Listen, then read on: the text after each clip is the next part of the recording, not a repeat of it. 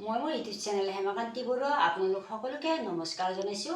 মই আজি আপোনালোকৰ সন্মুখলৈ এনে এটি ভিডিঅ' লৈ আহিছোঁ, যাৰ জৰিয়তে আপোনালোকে অতি সহজতে 1 ঘণ্টাত 3টাকৈ ব্লাউজ চিলাবলৈ সক্ষম হ'ব।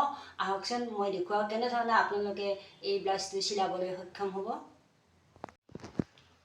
এই ব্লাউজটো আপোনালোকে নিশ্চয় হাতটো দেখি চিনিয়ে পাইছে। আমাক কিছুমান কাৰণত বা কিছুমান বিশেষ অকেজনত নাইবা আৰু ঠাণ্ডাৰ দিনত বা বয়সীয়াল কিছুমান লোকে আমাক সদায় দীঘল হাতৰ ব্লাউজ পিন্ধি ভাল পায়, বিশেষকৈ ময়ো ভাল পাওঁ। আৰু সেইবাবে আপোনালোকক দীঘল হাতৰ ব্লাউজ এটা কেনেকৈ চিলাব পাৰি, এইটো ব্লাউজ পিচটো আৰু এইটো হাতটো মই আপোনালোকক ইয়াতে কাটি দেখুৱাম। আৰু আপোনালোকে চাই থাকক, আমাৰ হাতটো এনেধৰণে মই কাটি দেখুৱাম আপোনালোকক। আৰু এই ব্লাউজটো চিলাবলৈ অতি সহজ। ৰাউণ্ড ডিঙিৰ ব্লাউজ চিলাবলৈ আমাৰ দিগদাৰ হয়, কিন্তু এইটো মই উঠা ডিঙিৰ বা হাইনেকৰ চিলাই আপোনালোকক দেখুৱাম। আৰু লগতে হাতটো দীঘল। এতিয়া মই হাতটো কাটি ল'ম। আগতে লাইনিঙৰ লগতেই কাটিছোঁ সহজ হ'বৰ কাৰণে। আপোনালোকে এনেধৰণে কাটিবলৈ চেষ্টা কৰিব আৰু পিন্ধিবলৈ ভাল লাগিব। এতিয়া মই এয়া হাতটো কাটি দেখুৱালোঁ আপোনালোকক। হাতটো ইমান দীঘল হ'ব, ইয়াত চিলাই থাকিব। মই যেতিয়া চিলাম তেতিয়া আপোনালোকক আকৌ দেখুৱাম। এয়া ব্লাউজ পিচটো আপোনালোক আজি মই মেজাৰমেণ্ট কৰি দেখুৱাম। ব্লাউজ পিচটো এয়া ফ্ৰণ্ট ছাইড আৰু বেক ছাইড একেলগে থৈ দিছোঁ। মই কাটি উঠি উলিয়াই দেখুৱাম। আপোনালোকে এনেধৰণে কৰিব, তেতিয়া ব্লাউজটো সমান হয়, ভাল হয়। এয়া বেক ছাইডটো 14 ইঞ্চি ৰাখি দিছোঁ আৰু চিলাই কাৰণে অকণমান বেছিকৈ ৰাখি দিছোঁ। আৰু এয়া আপোনাৰ ডিঙি, বিশেষকৈ বেক ছাইডত হাইনেক বা উঠা ডিঙিৰ ব্লাউজবিলাকত আমাৰ ইমান বেছি দিব নোৱাৰি, 3 ইঞ্চি দি দিছোঁ। এয়া 3 ইঞ্চিত মই ইয়াৰ পৰা ডিঙিটো 6 ইঞ্চি ৰাখিছোঁ আগৰ ফালে। এইখিনি 6 ইঞ্চিত কাটিম গৈ এনেকৈ গৈ। বৰ্তমান মই বেক ছাইডটোত এয়া 3 ইঞ্চি এনেধৰণে ৰাখি থৈ দিছোঁ। এয়া দুইটা ছাইড আছেতো, মই উলিয়াই দিম। তাৰপিছত এয়া ইয়াতো 3 ইঞ্চি থাকিব, মাজত এয়া 3 ইঞ্চি থাকিব। আপোনাৰ 3 ইঞ্চিত জগি ল'ব। আৰু হাতৰ কাৰণে এয়া আপোনালোকৰ এয়া 6 ইঞ্চি আছে। এই 6 ইঞ্চিত মই এনেকৈ ধৰণে চিন দি লৈছোঁ। আৰু এয়া 4 ইঞ্চিৰ পৰা ইয়াত 1.5 ইঞ্চি ৰাখি আন ব্লাউজবিলাক যেনেধৰণে কাটে তেনেধৰণেই কটা হ'ব। আৰু 1 ইঞ্চি মই বেছিকৈ ৰাখিছোঁ। এইটো 34 ইঞ্চিৰ ব্লাউজ হ'ব। ইয়াতে 34 হ'ব লাগিলে আমাৰ পিঠিৰ ফালে কিমান থাকিব লাগিব, 17 ইঞ্চি আৰু আগৰ ফালেও 17 ইঞ্চি মিলি 34 হ'ব লাগিব। তাৰ কাৰণে মই আকৌ 1 ইঞ্চি অলপ বেছিকৈ ৰাখিছোঁ, যাতে পিছত আমি খুলিব পাৰোঁ। এনেধৰণে ছিষ্টেমত অলপ বেছিকৈ ৰখা হয়। এতিয়া মই কাটি দেখুৱাম, আপোনালোক চাই থাকক।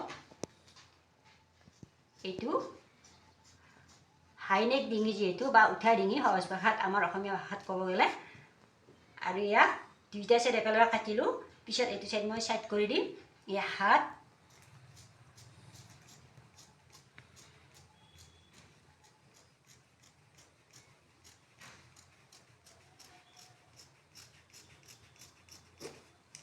এনেধৰণে হাতটো কাটি ল'লোঁ।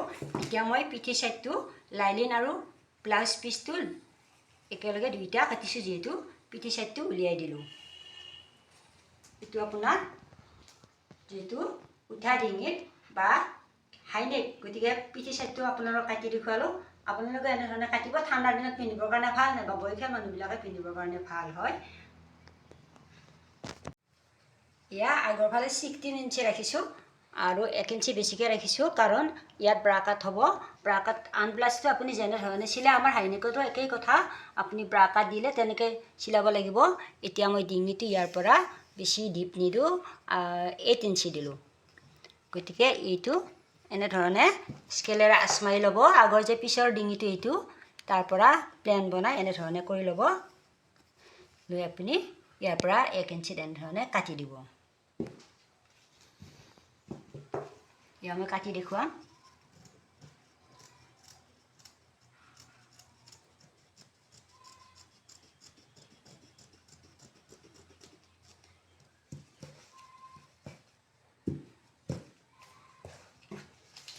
এতিয়া ব্ৰা কাটৰ কাৰণে আপুনি ইয়াৰ পৰা ইমানমান 6 ইঞ্চিত লৈ ল'ব।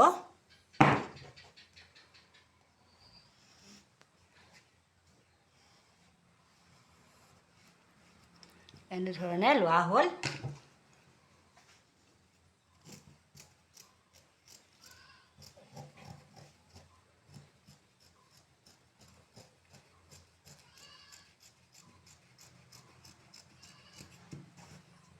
এয়া 6 ইঞ্চিটো উলিয়াই ল'লোঁ আৰু ইয়াৰ পিছত কঁকালৰ বেল্টৰ কাৰণে এইখিনিত কাটি ল'ম আৰু পিছত মই এইখিনি আন এটা পিচ উলিয়াই ল'ম কঁকালৰ বেল্টটো আপোনাৰ ইয়াৰ পৰা জুখি ল'ব লৈ কিমান হ'ব 3 ইঞ্চি ফালে ৰাখিলে ইয়াতে 8 ইঞ্চি ৰাখি দিব 3 ইঞ্চি হ'লে এটা 8 ইঞ্চি ৰাখি দিব এনেধৰণে আমি বেল্টটো ৰেডি কৰি ল'ম আৰু আপোনালোকে জানে ইয়াত ব্ৰাকেটটো সৰু হৈছে দেখিছে এতিয়া মই ব্ৰাকেটটো ডাঙৰ কৰি উলিয়াম নহ'লে এইটো নহ'ব এইটো পাতি ল'ম বেলেগ এটা পিছত পাতি লৈ সৰু কৰি উলিয়াম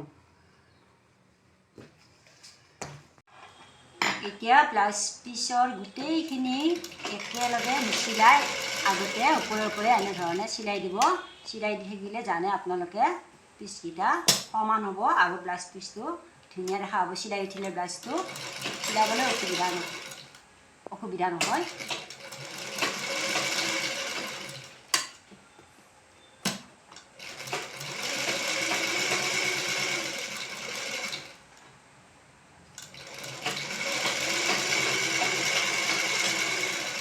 মোৰ সাইডবিলাক এনেধৰণে মই চিলাই ল'ম এয়া মই আজি আপোনালোকক দীঘল হাতৰ ব্লাউজ এটা কেনেকৈ অতি সহজে চিলাব পাৰি তাক দেখুৱাবলৈ চেষ্টা কৰিছোঁ ইয়াৰ একেই প্ৰচেছটো একেই হ'ব কিন্তু এই হাতটো খালি দীঘল হয় গতিকে চুটি হাতৰ ব্লাউজ এটা যেনেকৈ আমি লাইনিংটো চিলাই লওঁ চাইডে চাইডে ইয়াতেও চিলাই ল'ব লাগিব মই চিলাওঁ আপোনালোকে চাই থাকক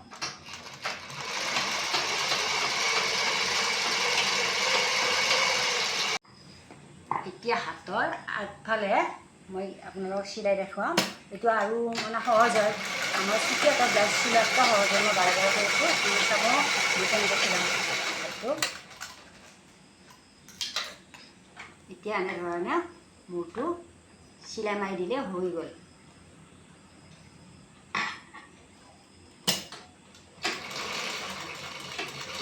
এয়া দেখিছেনে মোৰ হাতৰ জোখত চিলাইছোঁ ব্লাউজটো আৰু এয়া মোৰ এইখিনিলৈকে 7 ইঞ্চি আছে ইয়াতে মই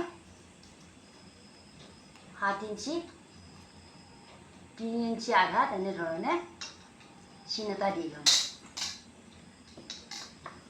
দি লৈ স্কেলেৰে এনেধৰণে চিন দি ল'ম চক কৰিছিলেৰে দি স্কেলেৰে এনেধৰণে য'ত চিন দিছিলোঁ আগৰ ফালে তালৈকে লৈ যাম এতিয়া হাতটো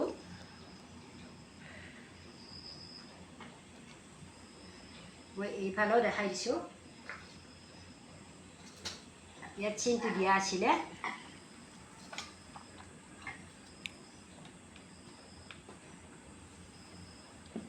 এনেকৈ আগৰ ফালে সৰু কৰি আহিম আপোনালোকৰ নিজৰ হাতখন যিমান শকত তেনেকৈ ল'ব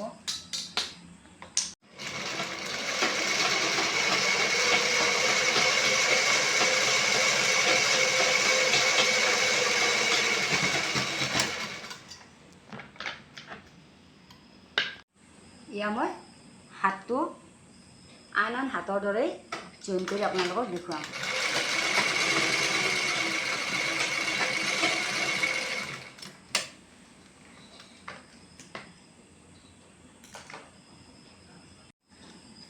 যিটো মই উঠা গলৰ বা হাইনেক ব্লাউজ বনোৱা হৈছে গতিকে আপোনালোকে ইমান মানে কষ্ট নহয় এইটো আগৰ ব্লাউজটোৰ দৰে মই এনেধৰণে পতি মাৰি দেখুৱাইছোঁ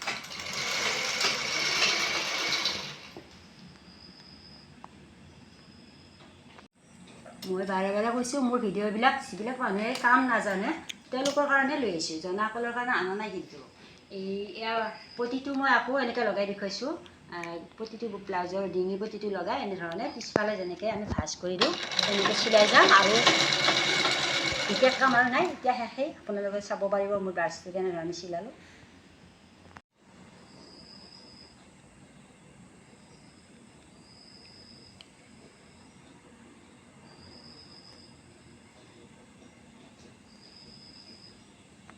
এয়া মোৰ দীঘল হাতৰ ব্লাউজটো চিলোৱা হ'ল কেনে লাগে আপোনালোকে চাই ক'বচোন আৰু আপোনালোকে এতিয়া বৰ্তমান যিহেতু ঠাণ্ডা আহি আছে এই ঠাণ্ডাত পিন্ধিবৰ কাৰণে এনেকুৱা ব্লাউজ আৰু বয়সীয়াল মানুহবিলাকে ভাল পায় গতিকে আপোনালোকে এনেধৰণে অতি সহজতে চিলাব পৰা ব্লাউজ আছে যদি দীঘল হাতৰ ব্লাউজটো আৰু এনেধৰণে চিলাবলৈ চেষ্টা কৰিব আৰু আজি ভিডিঅ'টো চাই আপোনালোকৰ কেনে লাগিল চাই কমেণ্ট দিবলৈ নাপাহৰিব আৰু আশা কৰোঁ আপোনালোকে মোৰ চেনেলটো যদি বৰ্তমান ছাবস্ক্ৰাইব কৰি থোৱা নাই থ'ব বুলি মই আশা কৰিলোঁ।